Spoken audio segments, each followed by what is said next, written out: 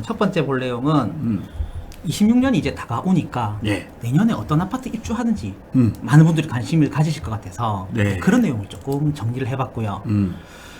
그 다음에 입주를 하더라도 우리가 좀 관심 가지는 동네에 있을 수 있잖아요. 예. 그래서 두 군데 정도 음. 그 동네 시장이 어떻게 움직이는지 이런 데이터들 조금 가지고 왔습니다. 아, 예. 나중에 우리 분양 어디 할지도 한번 알아볼 거고요. 네. 그 다음에 최근에 그 노후도시 특별법 관련해서 부산도 선도지구가 두 군데가 지정이 됐거든요. 네. 오늘은 저희 채널에서 요즘 가장 인기가 좋은 아트님, 아파트에 살다 아트님과 함께 오늘도 유용한 자료로 또 부산의 핫 이슈 한번 다뤄보겠습니다. 자, 오늘 첫 번째 볼 내용은 어떤 내용인가요? 예, 안녕하세요. 아트입니다. 오늘 첫 번째 볼 내용은 26년이 이제 다가오니까 예. 내년에 어떤 아파트 입주하는지 음. 많은 분들이 관심을 가지실 것 같아서 네. 그런 내용을 조금 정리를 해봤고요. 음. 그 다음에 입주를 하더라도 우리가 좀 관심 가지는 동네에 있을 수 있잖아요. 예. 그래서 두 군데 정도 그 동네 시장이 어떻게 움직이는지 이런 데이터들 조금 가지고 왔습니다. 아, 예. 너무 좋습니다. 지금 항상 제일 관심 있는 게 26년 새 아파트 입주하는 거. 예. 누구나 관심 가지거든요. 예, 그러니까 이제 입주도 관심 가질 거고 나중에 우리 분양 어디 할지도 한번 알아볼 거고요. 네. 그 다음에 최근에 그 노후도시 특별법 관련해서 부산도 선도지구가 두 군데가 지정이 됐거든요. 네. 관련 이야기까지 한 세 가지 정도 내용을 오늘 조금 같이 한번 나눠보도록 하겠습니다. 네. 자료를 보시면 26년도 올해 입주한 아파트들 리스트를 제가 정리를 해놨습니다. 예. 정리를 해놨고 여기 아파트 이름하고 전체 세대수하고 그 다음에 일반 분양 세대수가 있겠죠. 예. 재개발 사업 같은 경우는 네. 뭐 조합원들도 가져가시는 물량이 있기 때문에 일반 분양 세대수하고 이렇게 정리를 해놨어요. 고대장님이 보셨을 때는 여기서 어떤 아파트들이 가장 일단 뭐 드파인 예. 광안이 좋아 보이네요. 그죠, 제일 매력적이죠. 네. 사실 분양가면 조금 낮았다면 굉장히 경쟁률이 높았을 텐데 네. 가격이 이제 그때 당시에 봤을 때 조금은 우리가 생각을 셌죠. 해볼만 했거든요.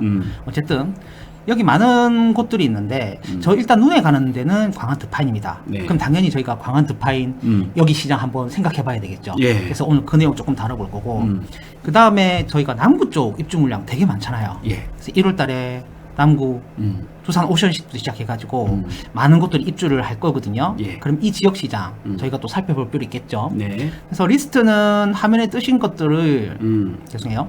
리스트는 화면에 뜨신 내용이 필요하신 분들은 그냥 캡처하시면 되실 것 같고 네. 저희는 오늘 내용 중에서 광안 드파인이랑 이 남구 지역 시장에 대해서 조금 이야기를 해보겠습니다. 네.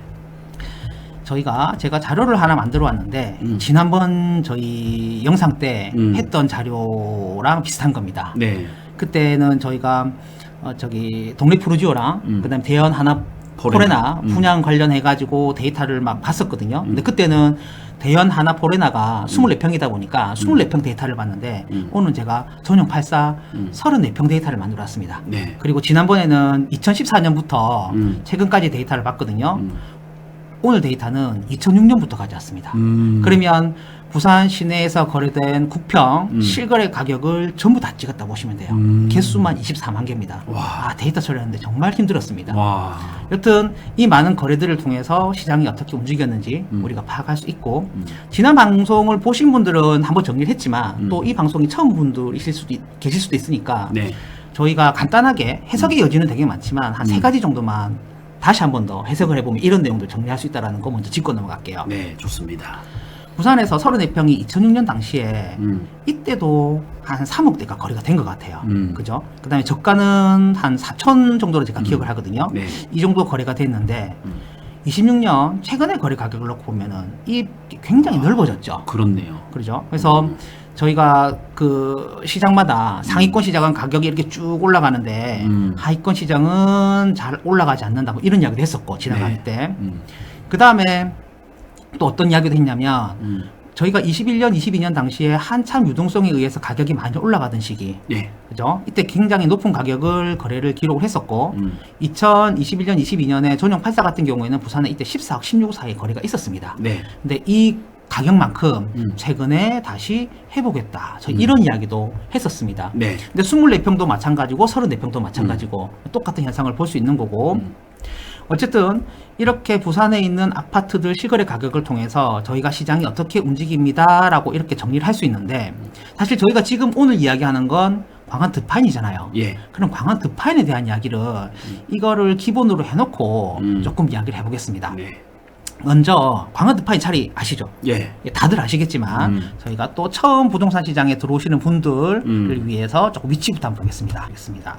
광안 드파인 자리에 여기 있습니다. 네. 광안역 있고 그 다음에 여기 포함초등학교도 있고요. 초등학교도 가깝고 역도 가깝고 고충들은 어때요? 광안대교뷰 저는 안 봤어요. 뭐 아마 일부 나오겠죠. 일부 나오겠죠. 이제 네. 이런 요건들이 있다 보면 굉장히 가격이 높을 수밖에 없는 이 광안 드파인에 대해서 저희가 한번 보겠습니다. 그래서 광안 드파인은 제가 표시를 이렇게 해둘게요. 광안 드파인.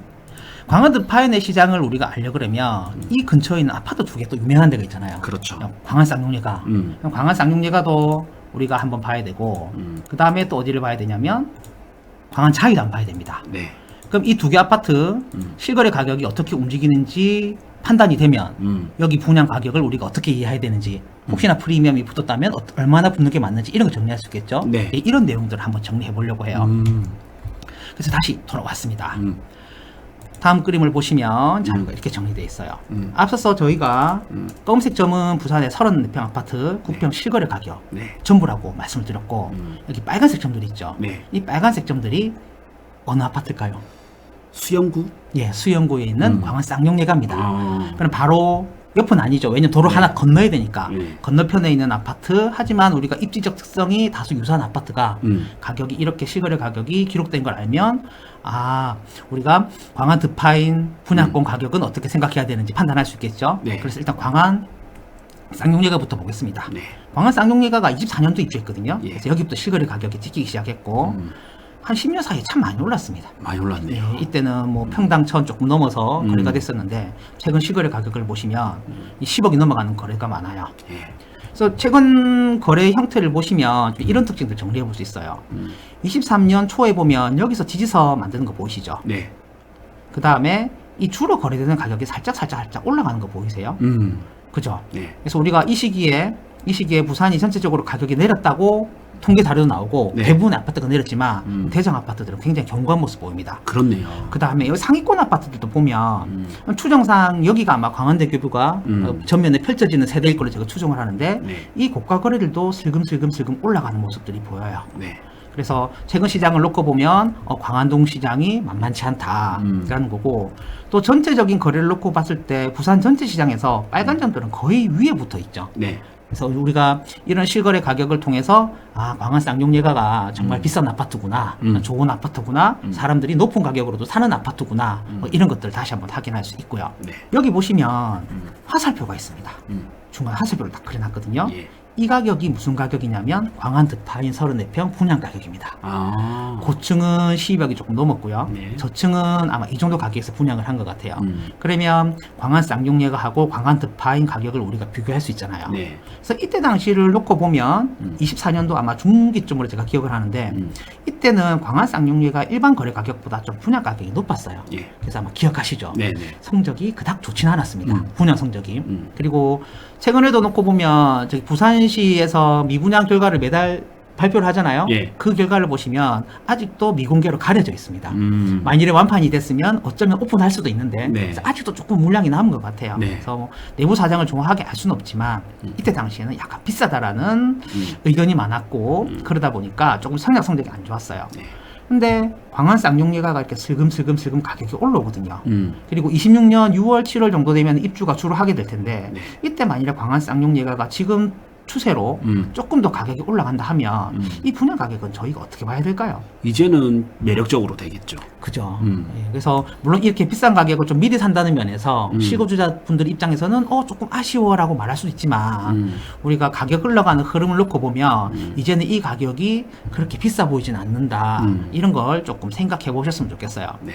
그래서 이미 뭐 지도를 많이 보신 분들은 아시겠지만 광안 쌍용예가랑 광안 드파인이랑 분명히 다릅니다. 네. 위치가 우리가 이 도로를 놓고 오른쪽 공간이랑 왼쪽 공간도 조금 다르게 생각을 하거든요. 네. 근데 또 한편으로 놓고 보면 이 아파트는 더 신축이니까 그렇죠. 조건이 다르다는 이야기죠. 그래서 우리가 비교할 거리는 많겠지만 그래도 이 아파트 가격을 놓고 보면 광안 드파인이 어느 정도까지 시세가 적정하겠다 이런 거 한번 생각해 볼 수 있고 그럼 광안 차이는 또 과연 두 개의 아파트 가격하고 비교했을 때 어느 정도 가격이 올라가는지 이런 것도 한번 보면 좋겠다, 그죠? 네. 그래서 얘도 제가 가지고 가지고 왔습니다.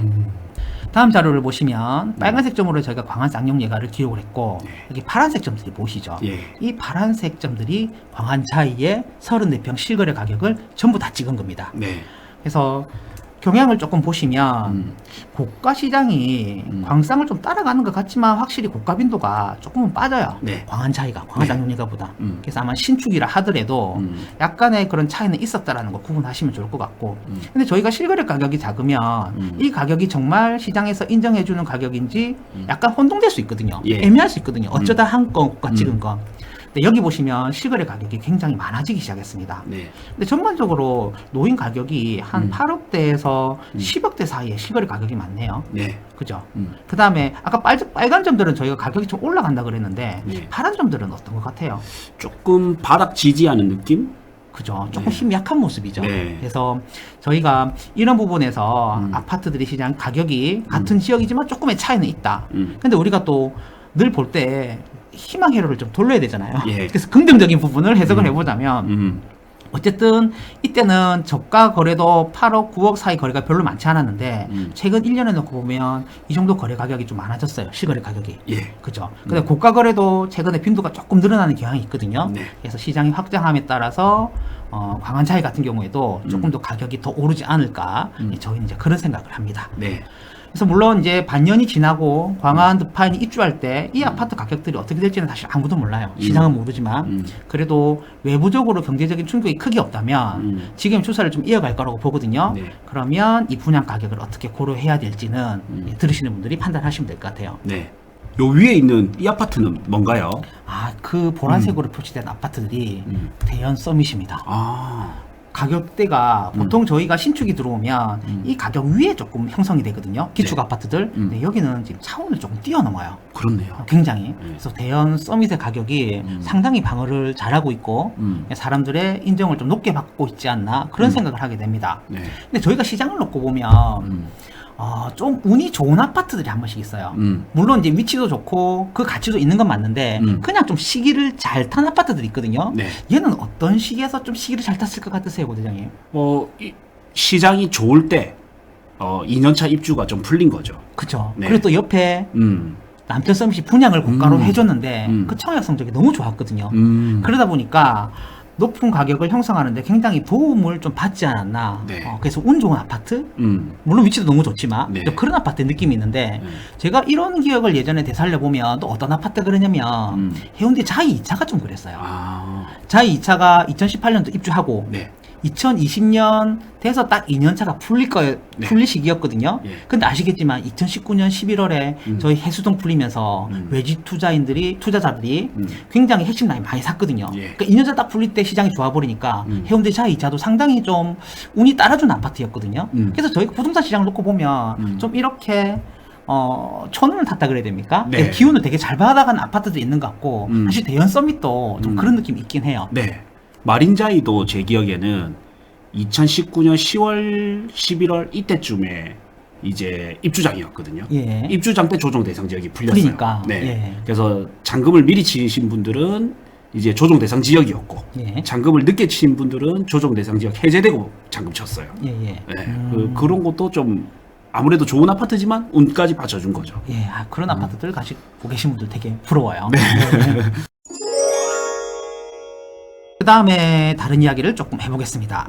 두 번째 저희가 볼 자료는 뭐냐면 구군별 입주 예정 물량입니다. 내년에 저희가 입주 물량이 부산이 13,000세대 정도, 14,000이 조금 안 되거든요. 그리고 이거는 뭐 오피스텔을 넣느냐 안 넣느냐, 뭐 임대 물량을 넣느냐 안 넣느냐에 따라서 약간 달라질 수 있습니다. 그리고 이거는 제가 개인적으로 데이터를 취합했기 때문에 실제랑 약간 차이는 있을 수는 있어요. 근데 우리가 큰 틀에서는 크게 문제는 없을 것 같고, 고대장님 1년에 13,000세대, 14,000세대면 입주 물량이 어때요? 많은 편인가요? 조금 부족하죠. 그죠. 우리가 보통 16,000, 17,000 정도가 평균적으로 보는데 그래서 뭐 그렇게 많은 물량은 아니라고 보시면 될 것 같고 하지만 이 많은 물량, 많지 않은 물량이 또 어떻게 보면 일부 지역에서는 굉장히 많거든요. 그래서 이 내용도 우리 한번 정리해보면 좋을 것 같아서 가지고 왔습니다. 그래프를 보시면 이렇게 빨간색 점들이 있죠. 빨간색 사각형.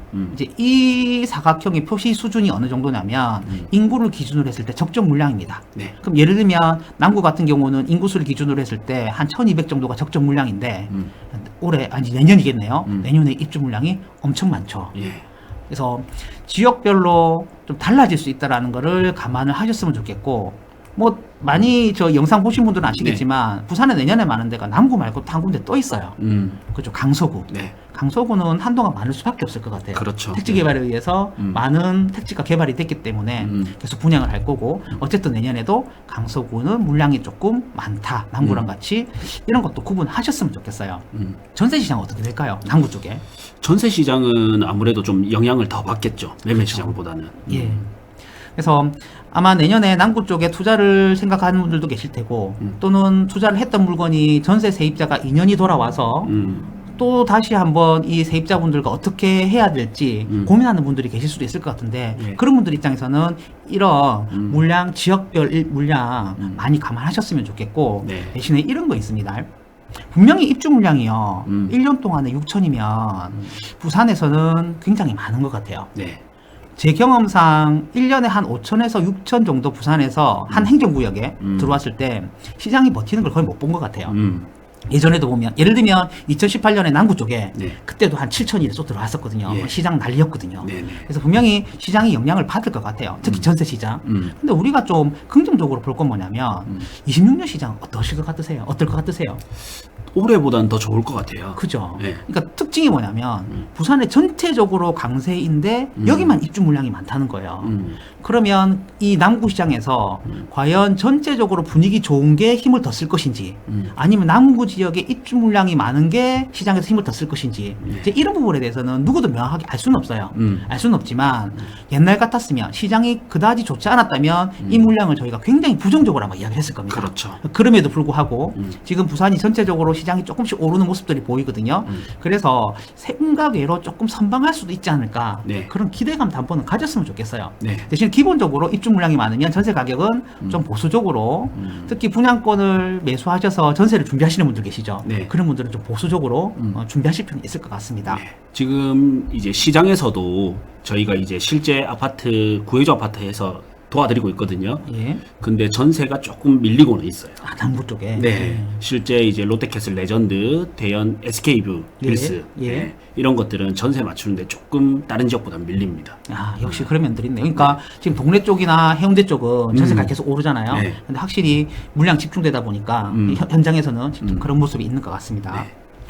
저희가 지금 남구 입주 물량이 많다고 이야기를 했잖아요. 네. 어쨌든 남구는 내년에 부산에 굉장히 기회와 위기가 많은 시장일 것 같아요.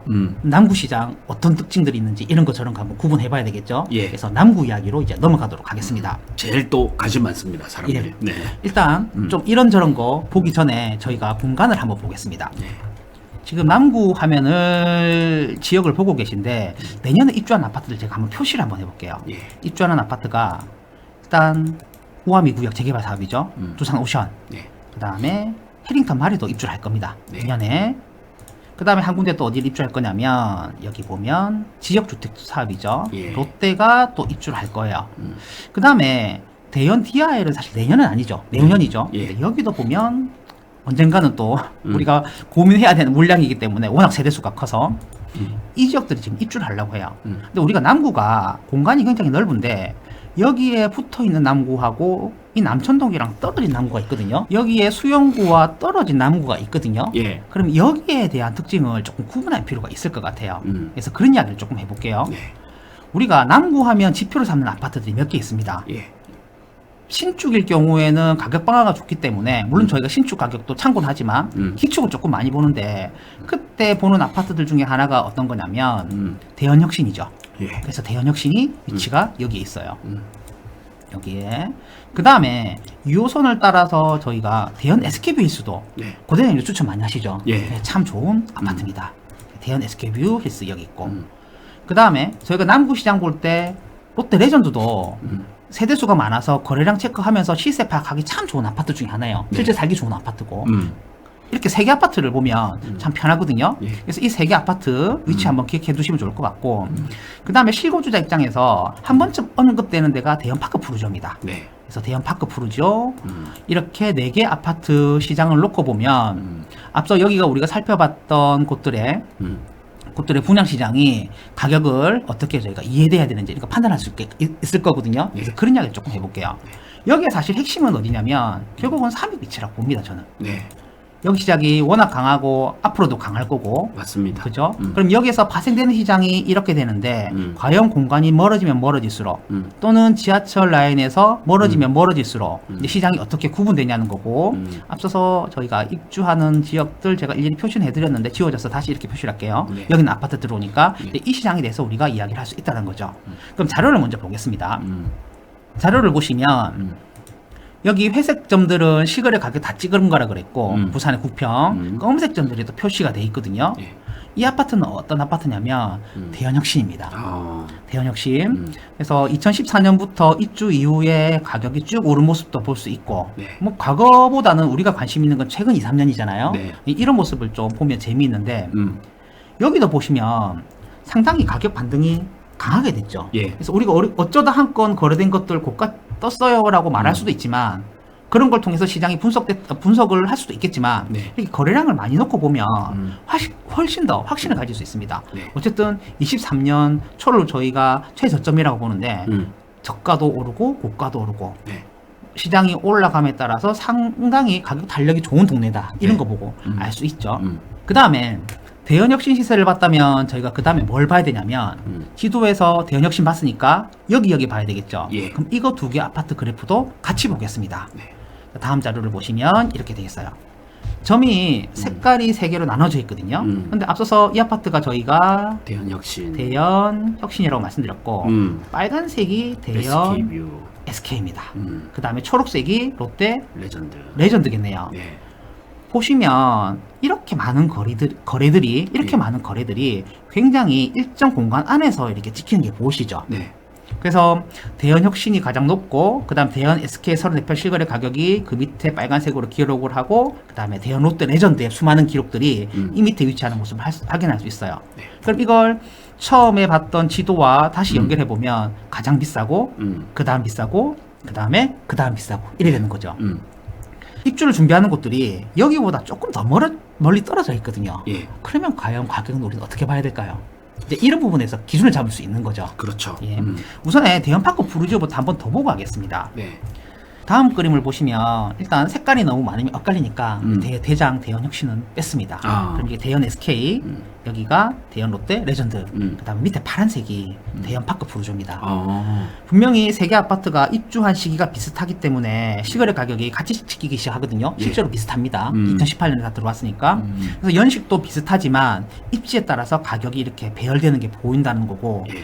보면 레전드도 올라가고 대연 SK도 올라가고 그 다음에 혁신도 올라갔거든요. 예. 근데 대연 파크 푸르지오는 어떤 것 같으세요? 많이 안 오른 것 같아요. 그죠? 예. 거래량이 많기는 한데 생각보다 조금 힘이 약한 예. 모습 보이거든요. 그럼 우리가 지도를 놓고 봤을 때 공간이 2호선 라인에서 이렇게 안쪽으로 들어오면 연식이 비슷함에 불구하고 전체적인 가격도 조금 낮고 그 다음에 상승 탄력도 조금 힘이 약하구나 이런 걸 알 수 있는 거죠. 부산 분들은 잘 아시죠? 네. 여기가 이제 꼭대기입니다. 꼭대기. 이 라인 정도로 해가지고. 그렇죠. 그러면 사람들이 주로 움직일 때 이 경사를 중심으로 이렇게 공간이 나눠지고 주로 움직이고요. 예. 그 다음에 이렇게 밑에 내려오거든요. 그러다 보니까 저희가 이쪽 라인이랑 사실 좀 시장이 구분된다고 이야기를 해요. 네. 예. 그럼 대연파크 푸르지오는 확실히 여기에서 조금 멀리 떨어진 물론 여기서 이렇게 걸어오서 오는 데는 그렇게 경사가 심하진 않아요. 예. 여기 오면 조금 경사는 있지만 네. 하지만 어쨌든 저희가 이 공간이랑 시장이 조금 나눠진다라는 거고 그렇게 했을 때 두산 오션이랑 이게 해링턴 마레가 시장이 과연 어떻게 형성이 될지 이런 거 한번 감안해 볼 수 있다는 거죠. 예. 그래서 저희가 직접 뭐 구체적으로 분양권 가격을 여기서 말씀드리진 않을 거예요. 시장에 가보시면 충분히 정보를 얻으실 수 있을 것 같고 특히나 지금 부산 오션 같은 경우에는 이제 곧 입주장이기 때문에 아마 네. 거래가 많이 터질 거거든요. 예. 근데 그런 시기에서 이 아파트들의 가격을 감안하셔서 내가 이 가격에 사면 되겠다, 안 되겠다 이런 거 판단하시면 좋을 것 같아요. 그 다음에 부산의 입주장과 관련해서 데이터 하나만 더 보겠습니다. 마지막 데이터입니다. 여기 보면 내년 부산 아파트 입주 물량이 월별로 정리돼 있어요. 그래서 월별. 1월에 많은지 언제 많은지. 그나마 조금 다행인 건 뭐냐면 입주 물량이 내년에 좀 찢어져 있습니다. 그렇네요. 예, 1월 달에 3,700, 6월 달에 좀 많고. 네, 또 그다음에 말에 또 있고. 말에 많고. 그나마 좀 다행일 것 같아요. 네.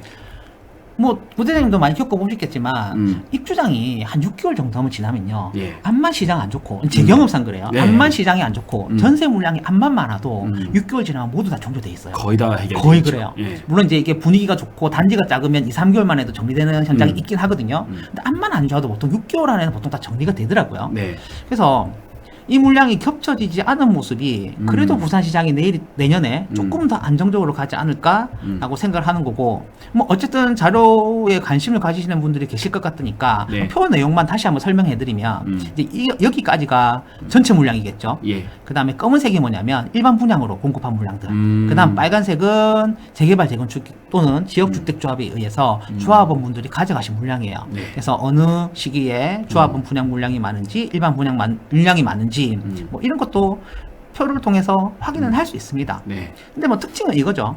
요즘에 재개발 재건축 구역들이 단지가 너무 커요. 지금 여기에 세대수가 많은 달들이 있죠. 네. 여기 다들 보면 재개발 단지들. 그렇겠네요. 대부분이에요. 그렇습니다. 여기는 두산 오션, 여기는 뭐 해링턴 마레, 네. 이런 식으로 좀 그런 특징이 있긴 해요. 네. 또 뭐 이런 검은색만 찬 거는 뭐 에코델타 시티 뭐 이렇게 맞습니다. 딱 에코델타입니다. 이게. 에코델타 쪽이고 여기도 에코델타 쪽입니다. 음. 저희가 이제 두 번째 주제로 넘어왔습니다. 네. 첫 번째 주제는 부산 아파트 입주 시장에 대해서 알아봤고, 이제 분양 시장. 사실 입주 시장보다는 분양 시장에 더 관심이 많으신 것 같아요. 그래서 어떤 아파트들이 분양할지 예. 이런 것 한번 보도록 하겠습니다. 네. 구군별로 조금 구분을 해놨고 26년에 분양을 할 가능성이 있는 곳입니다. 네. 전체 다 한다고 생각하시면 안 돼요. 음. 여기서 하는 것도 있고 못하는 것도 있고. 예. 예를 들면 강서구에 제가 에코델타 6블록, 30블록을 일단 적어는 놨거든요. 예. 근데 여기는 사실 2년 전부터 한 3년 전부터 한다고 했던 곳들이에요. 근데 아마 건설사 내부 사정이나 이런저런 사정에 의해서 연기가 된 것들이거든요. 예. 그래서 일단 적어놨는데 이런 지역은 또 할 수도 있고 안 할 수도 있습니다. 반면에 이제 12블록 입현의 대상이랑 여기 5블록 같은 경우에는 저희가 부산시 고시를 읽어보면 계속 새 글이 올라오거든요. 네. 그래서 진행할 가능성이 높다 보시면 될 것 같고, 어쨌든 다 할 수도 있고 안 할 수도 있지만 내년에 할 가능성이 있는 동네들을 이렇게 쭉 적어놨습니다. 네. 전체 세대수를 보니까 14,000 정도 돼요. 예. 이 정도면 우리 아까 정리했죠. 예. 분양 물량이 1년에 분양하는 것 치고는 많은 편은 아닙니다.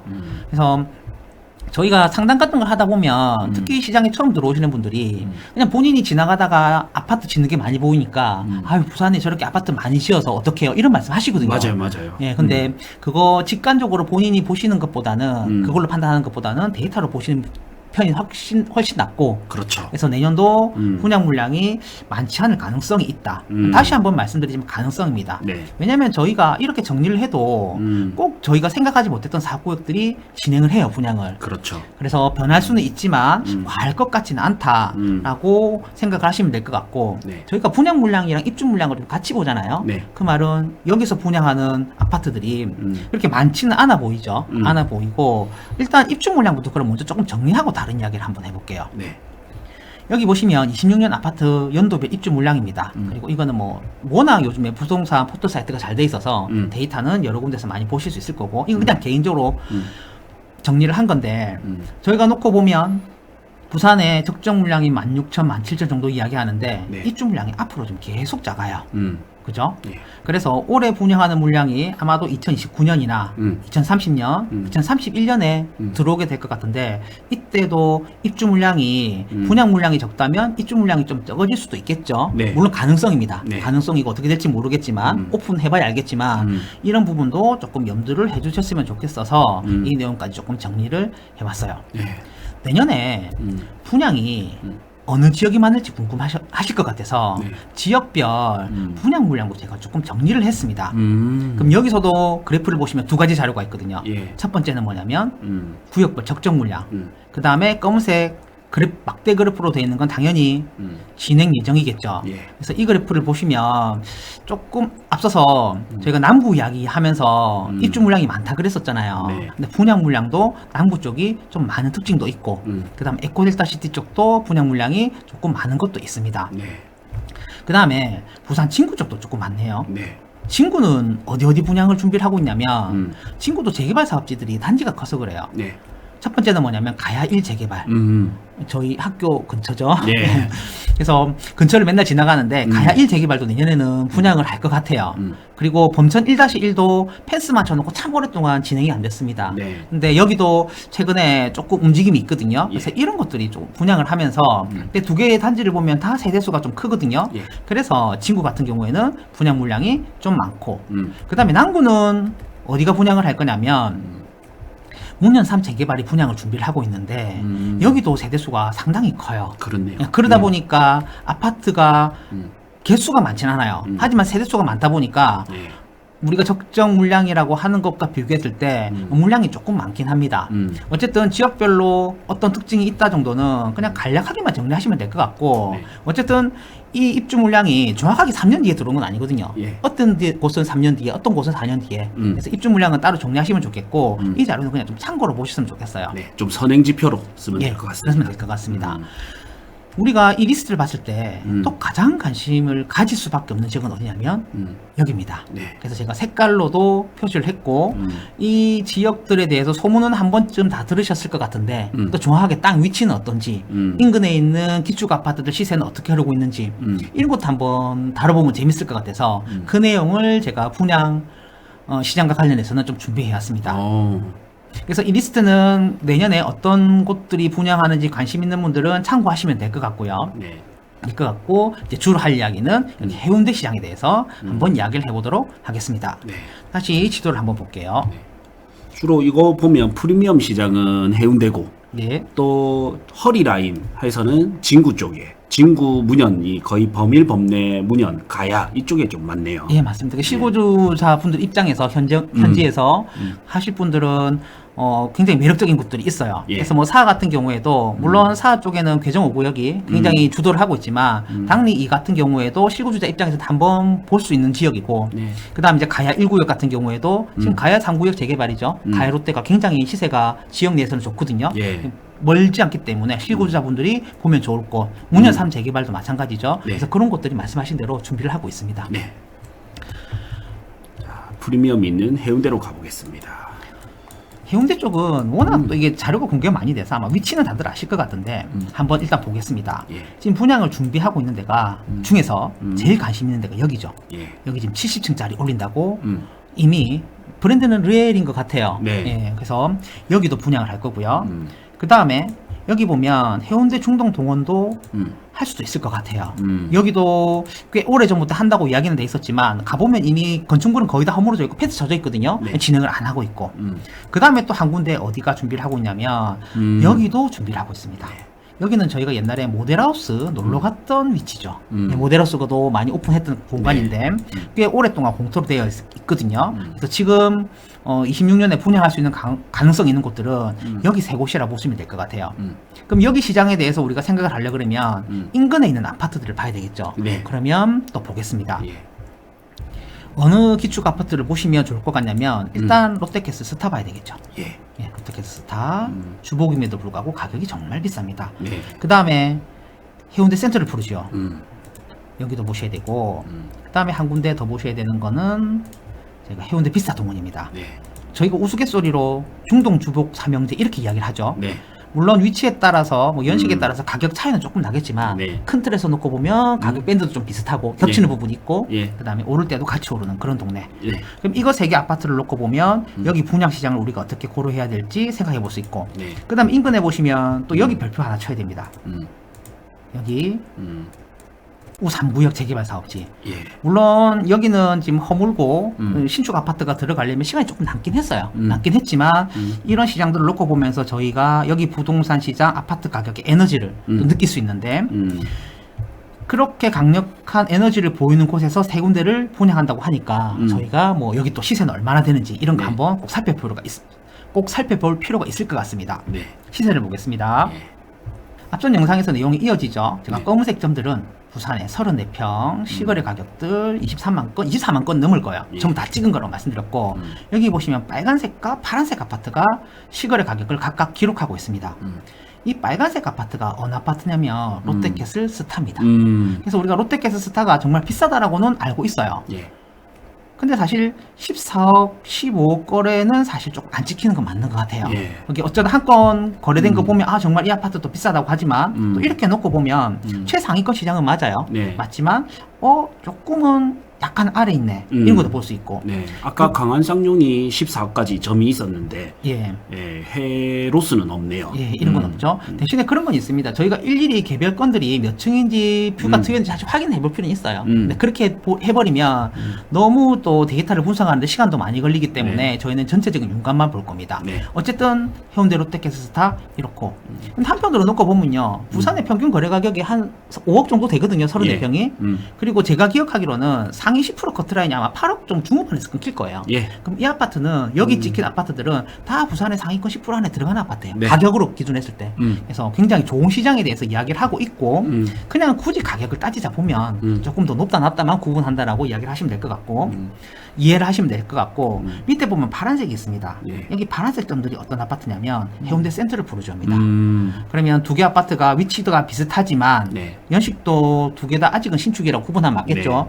하겠지만 또 가격이 조금은 차이가 난다 이런 거 볼 수 있어요. 제가 잘 보이시게 다시 한번 지우개를 지워볼게요. 지워놓고 보면 확실히 이 상단에는 빨간색만 보이시죠. 예. 반면에 해운대 센트럴 푸르지의 고가 가격은 롯데캐슬스타의 중간 가격에 겹쳐지는 모습 보입니다. 네. 이런 특징도 있다라는 거 감안하시면 좋을 것 같고 그 다음에 마지막 해운대역 동원을 보겠습니다. 네. 같이 볼게요.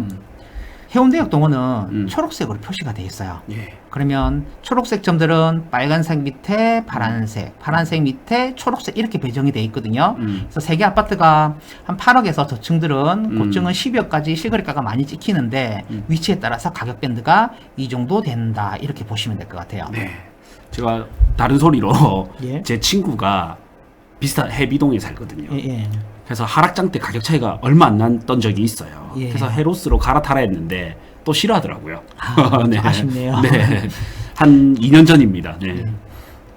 그래서 어쨌든 이런 가격의 좀 추세를 보시면서 앞으로 이제 실거주 집 마련하실 때 또 내가 갈아타실 때 고려해보실 필요 있다 생각을 하고 지금 저희가 궁금한 건 그러면 과연 이 정도 가격을 분양을 이 정도 가격으로 실거래 가격이 이루어져 있을 때 네. 만일에 여기에 분양한다 하면 어느 정도 분양하는 게 맞을까요? 아, 요것보다 근데 비싸게 분양할 것 같아요. 훨씬 분양하겠죠. 예, 왜냐면 예, 말씀하십시오. 아, 베뉴브라든지 센텀 르엘 이런 것도 비교해서 같이 할 것 같아요. 맞습니다. 거기 분양이 지금 14억 대 분양을 하고 더 높게도 분양을 했는데 네. 경쟁률이 낮게 나와서 시간을 두고 완판이 된 게 아니라 네. 초반에 굉장히 빨리 계약이 끝났거든요. 예. 그렇게 되면 이 아파트들은 조금 높게 분양을 할 것 같아요. 이 어느 정도에 할지는 시장에 따라서나 시기에 따라 달라지겠죠. 네. 제가 예단을 할 수는 없습니다. 네. 하지만 이 시장이 이 많은 거래들을 통해서 정말 비싼 시장이다라는 건 인정은 하는 게 맞는 것 같아요. 네. 그러면 만일에 그 아파트들이 16억에 분양을 했다고 가정을 할게요.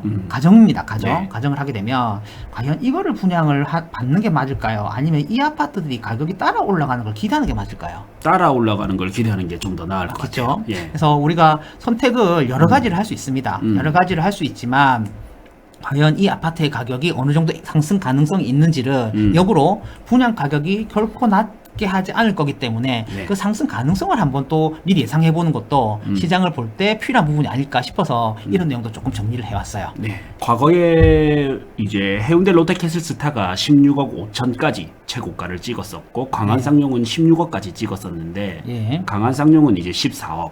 예. 예. 근데 해로스는 아직까지는 14를 못 찍었잖아요. 예. 아마 그 에너지를 중동 르엘이 좀 가져가지 않을까. 중동 르엘이 들어오면서 해로스가 막히기 때문에 예. 아마 못 찍고 있는 것 같아요. 예. 예. 그래서 이런 거를 감안해서 같이 보시면 어디 투자하면 좋을지가 또 보일 것 같습니다. 예. 이제 세 번째 주제인데요. 얼마 전에 노도시 특별법에 의해서 부산도 지정이 되어서 네. 진행되는 곳들이 있고, 그 다음에 해운대 신도시 쪽, 이제 해운대 그린시티죠. 예. 해운대 신도시 쪽이랑 그 다음에 북구 화명동 쪽에도 선도지구가 지정이 됐습니다. 네. 그래서 관련된 내용들 조금만 정리해 보도록 하겠습니다. 네. 우리가 관심을 가질 수 있는 동네 중에 한 군데가 해운대 신도시 쪽인데 그래서 그래프를 어떻게 만들어 왔냐면 해운대 신도시 좌동만 제가 공간을 구분을 했습니다. 그래서 좌동에서 34평 아파트 실거래 가격 뜬 것들 전부 다 점을 찍었어요. 이건 몇 개 안 됩니다. 네. 한 6,000개 정도. 그래서 점을 다 찍었습니다. 몇 개 안 돼서 6,000개. 그래서 시장이 어떻게 흘러가는지 이제 파악할 수 있고 뭐 공통된 내용은 빼버리고 대신에 이 그래프를 놓고 보시면 상단에 이렇게 따로 노는 아파트가 하나 있죠. 네. 예, 이 아파트가 어느 아파트냐면 당연히 좌동 KCC입니다. 네. 좌동 KCC가 34평이 세대수가 그렇게 많지는 않거든요. 그래서 실거래 가격이 많이 찍히진 않지만 그래도 우리가 장기 추세를 놓고 보니까 좌동에 있는 조금 연식 있는 아파트들하고는 예, 가격 밴드가 다르다라는 걸 명확하게 알 수 있고 그 다음 이 그래프를 놓고 보시면 위에 상단에 그래도 조금씩 이렇게 간격을 두고 찍는 아파트 있죠. 예. 이 아파트는 과연 어떤 아파트일까요? 하시면 뭐 자동에 계신 분들은 다 아실 것 같아요. 예, 장산역에 바로 붙어 있는 벽산 1차입니다. 네. 그래서 제가 그래프를 그리고 나서 이 아파트들이 어떤 아파트들인지 확인 사살을 하기 위해서 확인을 했더니 이 4개 거래가 전부 다 벽산 1차 34평이에요. 그래서 해운대 신도시는 2014년에 입주한 KCC, 좌동 KCC가 가장 높고 네. 그 다음에 여기 벽산 1차가 워낙 위치가 좋다 보니까 그렇죠. 여기 정도에서 7억이 조금 넘는 가격대에서 가격을 형성하고 있고 그 다음에 다른 아파트들은 뭐 입지에 따라서 한 4억에서 6억 정도 시장을 만들고 있는 것이 해운대 신도시 시세라고 보시면 될 것 같아요. 만일에 여기가 재건축이 잘 된다 하면 새 아파트가 될 거거든요. 예. 그러면 여기보다는 가격이 올라가겠죠. 네. 사실 자동 KCC도 이제는 신축이라 말하기에는 10년이 넘었거든요. 예. 그럼 이 아파트들이 신축이 되게 되면 훨씬 더 높은 가격으로 올라갈 것 같은데 이 정도 가격대면 우리가 부산시장에서는 당연히 관심을 가져야 되는 금액대거든요. 그러다 보니까 해운대 신도시가 재건축한다라는 움직임을 볼 때 저희가 관심을 가지고 지켜볼 수밖에 없다. 이렇게 정리하시면 될 것 같아요. 네.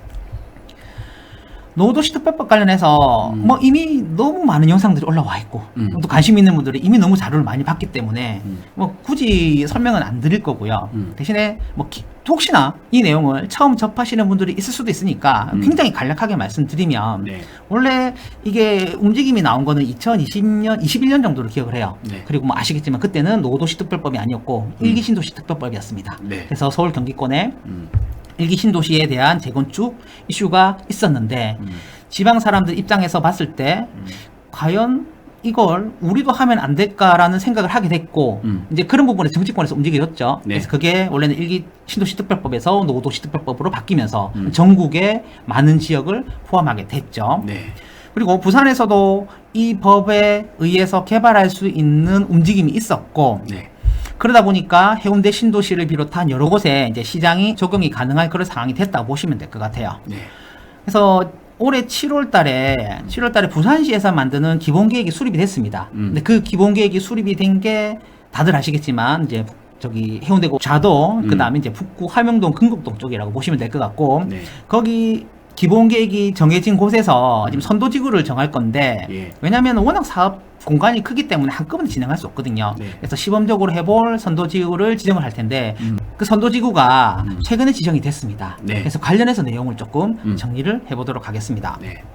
아마 이 내용 많이 보셨을 거예요. 관심 있는 분들은. 그래서 간단하게 설명드리면 해운대 신도시 같은 경우에는 13개 공간으로 나눴고 주민 동의서를 받아서 동의서를 많이 받으신 쪽을 조금 더 유리하게 해서 어디를 할 거냐 고민을 했는데 이번에 발표된 게 2번 공간에서 발표가 됐죠. 네. 그래서 아파트로 놓고 보시면 두산 1차, LG, 대림 1차 이렇게 됩니다.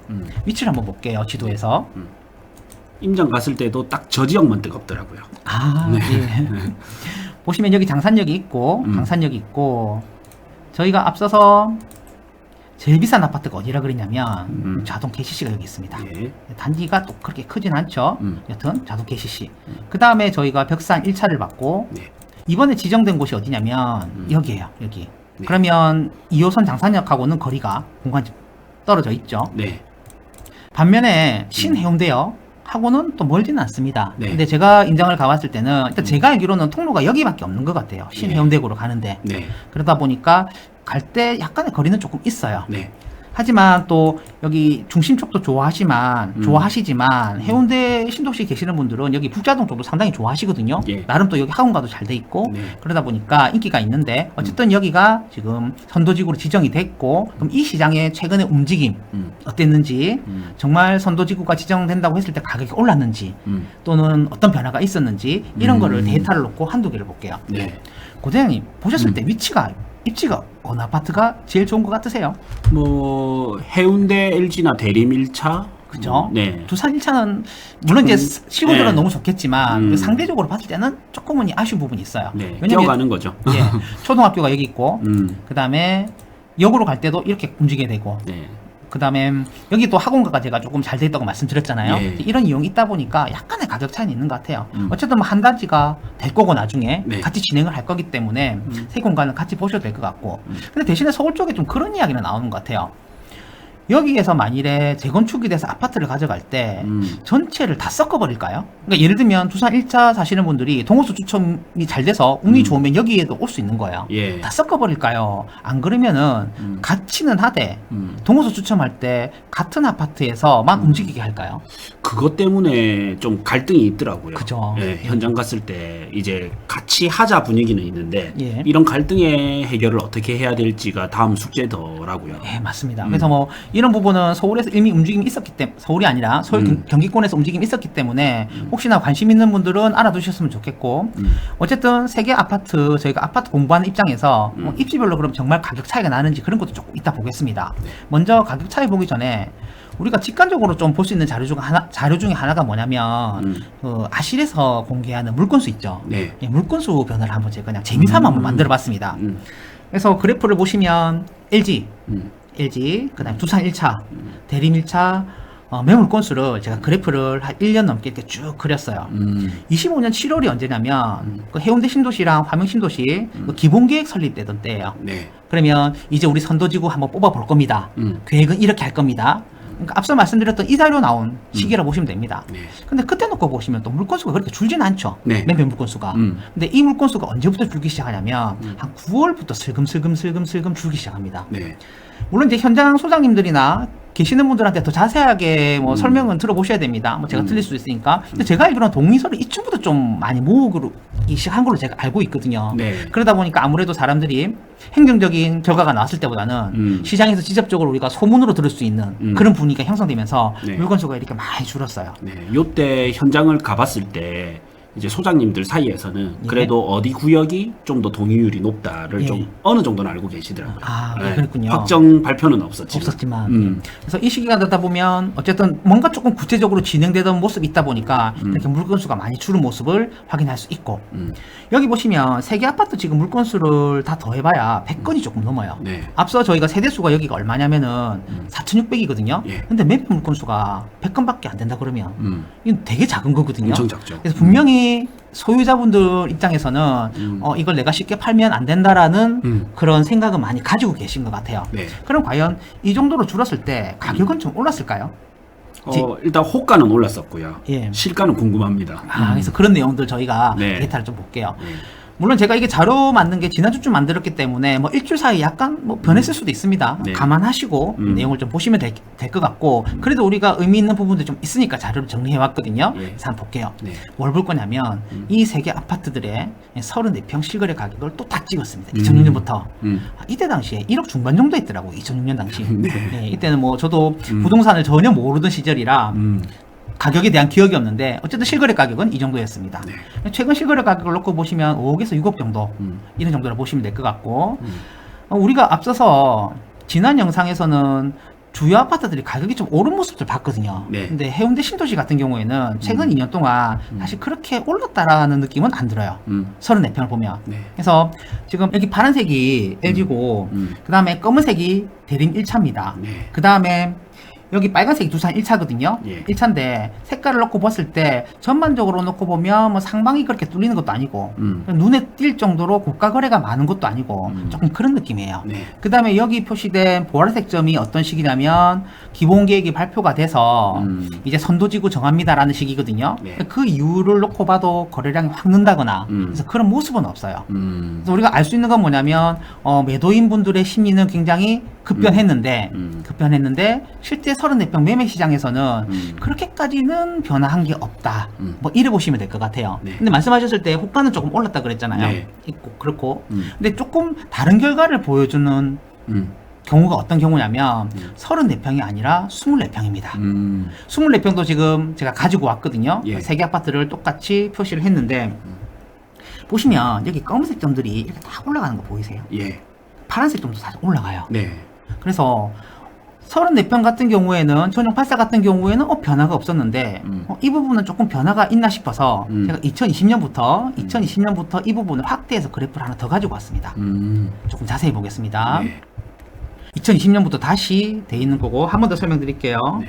검은색은 대리밀차, 파란색은 LG, 빨간색은 제가 두산 1차라 그랬거든요. 네. 어쨌든 각 아파트를 놓고 보면 23년에서 24년 핵심지 신축 아파트들이 지지선을 만들면서 가격이 올라갈 때 얘네들은 조금씩 내렸었어요. 네. 아무래도 이제 연식이 많이 되다 보니까 실거주자분들 입장에서도 조금 이탈하는 분들이 계셨고 네. 부산 전체가 내리는 통계값과 비슷하게 네. 여기도 조금씩 내렸었습니다. 근데 여기 보시면 검은 점들이 굉장히 급하게 올라가는 거 보이시죠? 네. 그 다음에 파란색 점들이 살살 올라가거든요. 근데 빨간색 점도 거래량이 많아지면서 올라가요. 그래서 이 기간 노후도시특별법에 대한 기본계획이 부산에서 정리가 되고 나서부터는 세계 지역의 24평은 시장이 좀 움직인 걸로 보여요. 그럼 이제 이렇게 생각해 보면 저희가 어떤 걸 추정할 수 있냐면 물론 정확한 건 이거 매수하신 분들한테 다 물어봐야 돼요. 네. 왜 사셨어요? 실거주입니까? 투자자입니까? 근데 우리가 그렇게 알 수는 없잖아요. 네. 알 수 없어서 그냥 추정을 할 수밖에 없다라는 거고 34평은 별로 안 움직였는데 24평이 움직였다라는 거. 투자자 입장에서 아무래도 물건이 가벼운 네. 24평 쪽으로 조금 쏠림이 있었지 않았나고 예상을 하는 겁니다. 네. 거의 실제 사신 분들 제가 좀 예. 지인들 물어봤을 때는 거의 그 개념이었습니다. 투자 그렇죠. 개념이었어요. 투자 개념이죠. 네. 그래서 여기서 보시면 저희가 좀 자세히 봐야지 어떤 변화가 보일 정도지만 사실 지금 시장이 상위권 시장이 좀 회복은 하고 있지만 또 그렇게 막 뜨거운 시장이 아니거든요. 네. 예, 그런 부분에서 이 정도 변화도 저는 유의미하다고 보는 거고요. 네. 근데 만일에 지금이 아니라 한 6개월 정도 지나서 부산이 굉장히 강력한 상승을 보일 만한 그런 동기가 생기잖아요. 네. 그럼 이런 시장의 반응은 훨씬 더 그렇죠. 뜨겁다고 봐야 되죠. 네. 그래서 해석이 지금 시장이 뜨거운 시장이냐 차가운 시장이냐 그런 걸 조금 기준을 잡고 시장 변화를 해석할 필요는 있다고 보는 거고 어쨌든 저희가 자동 같은 경우에는 약간의 시장의 변화는 있었다. 좀 이런 이야기를 하면 좋을 것 같아요. 네. 그래서 아시는 소장님한테 한번 물어보니까 아시는 지인분이 조금 이런 걸 알아보셨나 봐요. 벽산 1차를 알아보셨대요. 이제 그분 같은 경우에는 현지인분은 아니시고 다른 지역에서 투자를 알아보시는데 우리가 이 노후도시특별법에 의해서 용적률 혜택을 받는다고 해도 사실 분담금이 좀 나올 것 같아요. 적을 수가 없거든요. 그렇죠. 예, 요즘 워낙 그 공사비가 많이 올라서 네. 그러다 보니까 이제 그런 분들은 오히려 벽산 1차 좀 대형 평수를 사셔서 조금 평수를 줄여가시게 되면 저희가 분담금 줄어드는 구조로 많이 줄어드는 구조로 가거든요. 네. 그래서 그걸 노리고 뭐 대형 평수를 알아보셨다라는 그런 이야기도 들고 그래서 아마 시장에 대한 전반적인 조금 움직임이 있었던 것 같아요. 네. 근데 그게 저희가 에너지가 약하다 보니까 34평 이런 데서 크게 차이는 안 났지만 대신에 투자자분들 입장에서 가벼운 물건 24평은 확실히 좀 변화가 보였다. 뭐 이렇게 보시면 될 것 같습니다. 네. 그리고 조금 미래를 생각하는 분들은 이제 여기가 되면 될수록 또 이주 수요가 발생될 거 아니에요. 맞습니다. 예. 예, 그걸 보면서 또 실제 입지 좋은, 거주하기 좋은 이런 곳을 좀 이 움직임 보면서 선진입이라 해야 될까?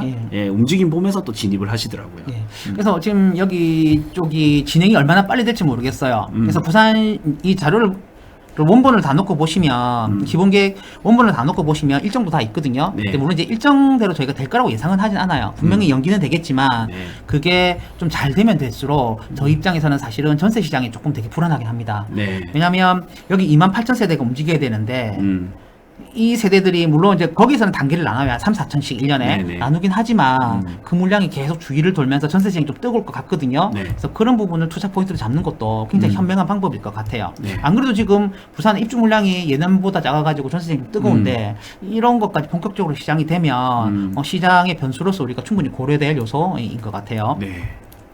저희가 자동은 봤지만 봤고요. 자동 보면 또 북구도 한번 봐야 될 거 아니에요. 예. 그래서 북구도 좀 간단하게 언급하고 나가겠습니다. 북구 이 자료 아마 많이 보셨을 것 같아요. 이번에 선정되는 어디냐면은 코고롱 하늘채 1차하고 2차입니다. 그래서 위치를 놓고 보시면 여기고 여기도 위치가 상당히 괜찮은 편이에요.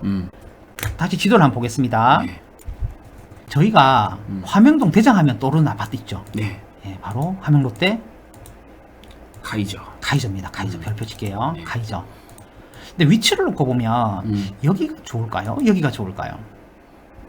여기 뭐, 보면 롯데마트 있는 쪽이에요. 네, 롯데마트 있는 쪽이 위치는 더 좋아 보여요. 그죠? 그래서 뭐 대신 이제 여기 있는 아파트들은 다 20년이 넘어가니까 네. 좀 연식에서 좀 서운한 면이 있고 이 카이저 같은 경우는 제가 기억하기로는 12년 입주거든요. 네. 10년이나 지났음에도 불구하고 이제 대체제가 없는 거죠. 네. 그럼으로써 제한된 공간에서 대장자리를 잡고 있는 아파트입니다. 그리고 실제로 거주하시는 분들 입장에서 실제로 거주하는 분들하고 이야기를 나눠보면 정말 만족도가 높은 좋은 아파트예요. 네. 어쨌든 대장 아파트인 함명 롯데 카이저 그 다음에 이 아파트가 좀 비싸다고 느낄 때 자금적으로 조금 부담이 될 때 저희가 추천한 아파트가 이거 3개잖아요. 네. 낙천대 그 다음에 낙코이 이렇게 이야기 많이 하죠. 코롱 코롱 그 다음에 여기 이안입니다. 네. 그래서 저희가 줄여서 사람들이 낙코이 이렇게 이야기를 많이 하는데 이번에 지정된 것은 코롱 1차 2차입니다. 여기 가보시면 화명역이 있고요. 네. 그 다음에 롯데마트 있어요. 학원가도 여기 굉장히 밀집돼 있죠. 네. 밀집도만 놓고 보면 부산에서 상당히 거의 탑권에 이르는 네. 지역이 또 이 동네입니다. 화명동도 교육열이 굉장히 높기 때문에 네. 그다음에 영화관도 있고 그래서 여기가 생활 인프라를 누리기 좋기 때문에 굉장히 매력적인 곳이고 또 경사도 거의 없잖아요. 네. 이 도로를 중심으로 했을 때 오른쪽으로 가면 갈수록 경사가 조금 심해지거든요. 네. 그래서 사실 화명 대림타운 같은 경우에는 생각만큼 가격이 조금 안 오른 아파트 중에 하나예요. 그렇거든요. 근데 그게 왜 그럴까 놓고 보면 은근히 경사가 올라가면 올라갈수록 좀 심하거든요. 예. 반면에 여기는 것도 거의 완전 평지죠. 또 위치를 놓고 보면 되게 좋은 동네입니다. 네. 어쨌든 여기에서는 구역으로 지정된 곳이 선도직으로 지정된 것이 고롱하늘채 1차, 2차죠.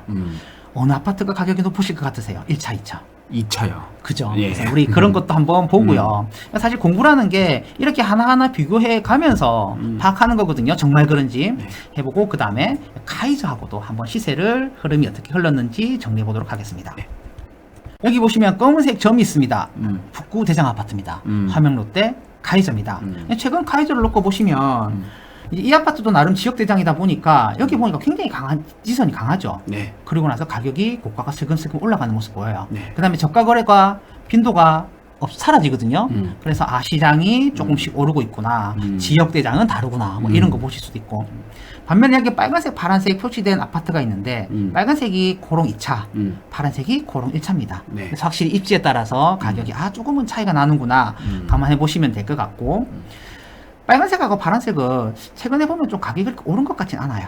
그죠? 그래서 자동도 우리 좀 그런 느낌 있었거든요. 네. 기축 아파트 같은 경우에는 아직은 모멘텀을 못한 것 같고, 반면에 대장 아파트는 좀 올랐고, 여기가 기본 계획이 발표되던 올해 7월입니다. 네. 올해 7월인데 그 이후에도 시장이 그렇게 변화는 없었다. 근데 현장에 있는 소장님들 이야기를 조금 들어보면 제가 뭐 모든 소장님을 만나진 않았지만 자동 같은 경우에는 확실히 좀 콜이 늘었다. 문의가 늘었다는 얘기 많이 들었거든요. 네. 근데 화명동 쪽은 물론 이제 제가 이제 컨택하는 수장님은 그러실 수도 있지만 그렇게까지 변화를 못 느끼신 분들이 계셨던 것 같아요. 네. 그래서 시장이 화명동이랑 자동이랑은 조금은 차이는 있었다라는 건 참고하시면 될 것 같고 어쨌든 이런 화명동도 지금 노후도시특별법에 의해서 재건축을 하려고 선도지구를 지정을 했습니다. 네. 앞서서 우리가 자동은 34평 변화가 없었는데 24평 변화가 있었잖아요. 예. 그럼 여기도 변화가 있지 않을까 궁금해서 자료를 하나 더 만들어 왔습니다. 그래서 그 자료가 어떤 자료냐면 24평에 대해서 전혀 5구에 대해서만 코롱 1차, 2차를 찍어 왔어요. 네. 당연히 빨간색이 코롱 2차겠죠. 예. 파란색이 1차고 그래서 34평이나 24평이나 입지에 따라서 가격이 비슷하게 움직이는 건 동일하고 근데 보면 1차는 좀 움직임이 그렇게 좋아 보이진 않아요. 그러니까 더 이상 가격이 떨어지지 않고 지지선을 만드는 거에 대해서는 부산의 여느 시장과 비슷한데 반면에 2차 같은 경우에는 좀 거래량이 좀 늘었어요. 예. 가격도 조금 오르면서. 네. 그래서 물론 이제 이 아파트의 실거주에 의해서 매수가 가을이 좀 지나면서 붙었을 수도 있고 사실 노후도시 특별법에 의해서 거래가 좀 늘었을 수도 있거든요. 네. 하지만 변화가 약간은 있는 거는 같은데 어쨌든 시장의 강도를 놓고 봤을 때는 조금 아쉬운 부분이 있다라는 거죠. 그래서 확실히 해운대보다 낫네요. 예, 조금은 그런 부분이 있긴 해요. 네. 그래 해도 뭐 함영동이 워낙 또 살기 좋은 동네이기 때문에 네. 만에 하나 뭐 시장이 조금 좋아진다 하면 저희가 지금 재건축과 관련해서는 사실 사업성 때문에 굉장히 걱정이 많거든요. 네. 그럼에도 불구하고 또 투자 수요가 쏠리는 건 시기에 따라 또 다른 것 같아요. 네. 어쨌든 시장의 변화는 조금 더 지켜봐야 될 것 같고, 이렇게 코론 같은 경우에도 저희가 매매 시거래 가격까지 한번 같이 정리해봤습니다. 확실히 이제 같은 시기라도 예. 입지에 따라서 선호도에 따라서 좀 예. 차이가 있다는 게 예. 데이터로 보이네요. 예, 그래서 저희가 보면 이게 에너지라 그러죠. 시장이 좋아질 수 있는 변수들이 다 긍정적으로 돌아가서 변화가 에너지가 굉장히 크면 확실히 하위 시장까지 같이 움직이고 그 힘이 조금 약할 때는 상위권만 조금 움직이고 네. 그런 모습이 있는데 뭐 지금 뭐 최근 몇 개월 이 아니죠. 지금 최근 몇 주 부산이 전반적으로 좀 오른다는 통계 자료 나오거든요. 네. 아직까지 힘이 조금은 약한 것 같고 네. 이게 시장이 구분되는 데이터로 그대로 발현되는 것 같아요. 예. 영상 보셨다시피 우리 아트님 내용이 너무 좋습니다. 자료도 너무 좋고요. 그래서 우리 아트님이 이제 강의를 하고 있는 내용들이 이런 강의들이 있습니다. 일단 임장 코스부터 보시면 이렇게 몇 개 코스죠? A, B 아마 10개 정도를 제가 주로 움직일 거예요. 아, 네. 이렇게 10개 코스가 있고요. 또 특강으로 해서는 초보반, 그 다음에 시장 전망, 그 다음에 시장 전망 좀 심화반인가요? 이거는? 이 심화반이라 보시면 되고 주로 이제 이 오른쪽에 있는 거는 이제 데이터를 시계열 자료 정말 많이 보죠. 한국은행 자료, 시계열 자료 뭐 이런 것들 되게 많이 보는 강의죠. 네. 그래서 초보반, 시장 전망반 이래 있고요. 또 이렇게 사이클로 이렇게 원형으로 그려진 이런 것도 보면 이제 재개발 재건축 이론, 중급반 재개발 재건축, 또 서울에 관해서 도시 기본 계획에 관해서 그 다음에 아파트 투자 지도, 그 다음에 청약 및 분양권 투자 이렇게 다양하게 강의가 많습니다. 그래서 저희가 고정 댓글 확인해 주시면 우리 아트님 강의 참여 가능합니다.